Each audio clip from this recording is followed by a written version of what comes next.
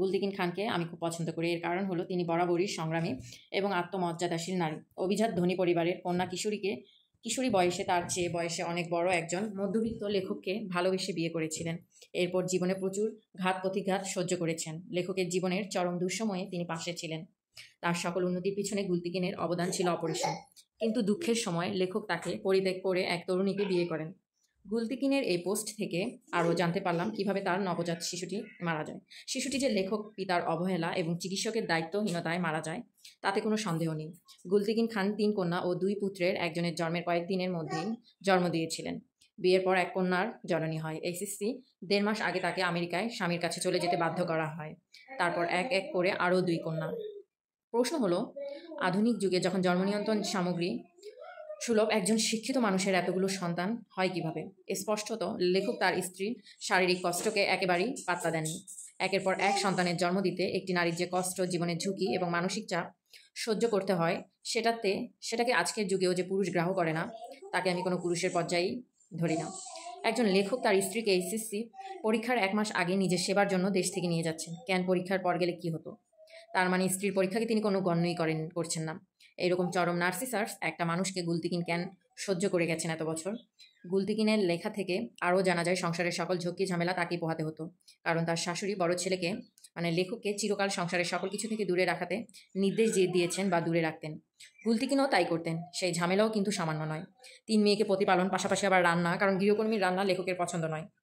আমার প্রশ্ন হলো, এত মামাবাড়ির আবদার তিনি সহ্য করলেন কিভাবে? আর কেন? ভালোবাসা। একজন স্বার্থপর মানুষকে তা তিনি যতই প্রতিভাবান হন না কেন, এতটা ভালোবাসার কি খুবই প্রয়োজন? মোটেও না। গুলতিকিন খানকে আমি শ্রদ্ধা করি, পছন্দ করি, ভালোও লাগে। কারণ সব কিছু সহ্য করেও তিনি উঠে দাঁড়িয়েছেন, লেখাপড়া চালিয়ে গিয়েছেন, নিজস্ব পরিচয় অর্জন করেছেন। লেখক যখন তাকে ছেড়ে যান, তিনি খুব মর্যাদার সঙ্গে বিষয়টি হ্যান্ডেল করেছিলেন।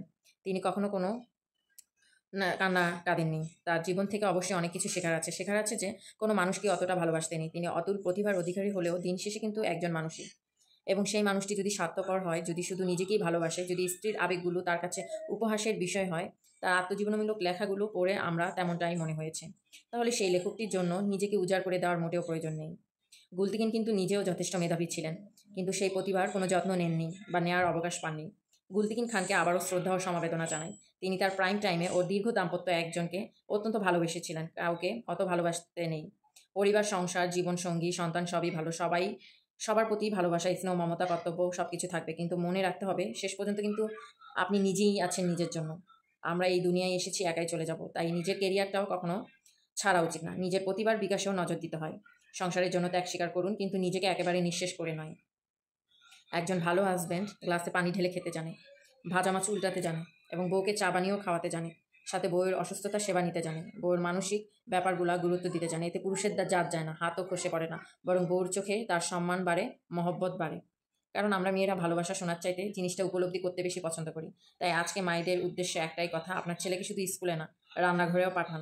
এতে করে ভবিষ্যতে কোনো একটা মেয়ের নিজেকে সৌভাগ্যবতী মনে করবে, সাথে আপনাকেও মনে মনে ধন্যবাদ দিবে। পরিবারে শান্তি না থাকলে পৃথিবীর কোনো সুখ দীর্ঘস্থায়ী হতে পারে না। আমাদের জীবনের মূল ভিত্তি হলো পরিবার। বাহিরের পৃথিবী আমরা যতটা সফল হই, যত খ্যাতি, টাকা বা আরামায়েশ অর্জন করি না কেন, যদি নিজের ঘরে নিজের পরিবারের মধ্যে শান্তি না থাকে, তাহলে সেই সব অর্জনের আনন্দও বেশি দিন থাকে না। যখন আমরা ঘরে ফিরে প্রশান্তি পাই, ভালোবাসা আর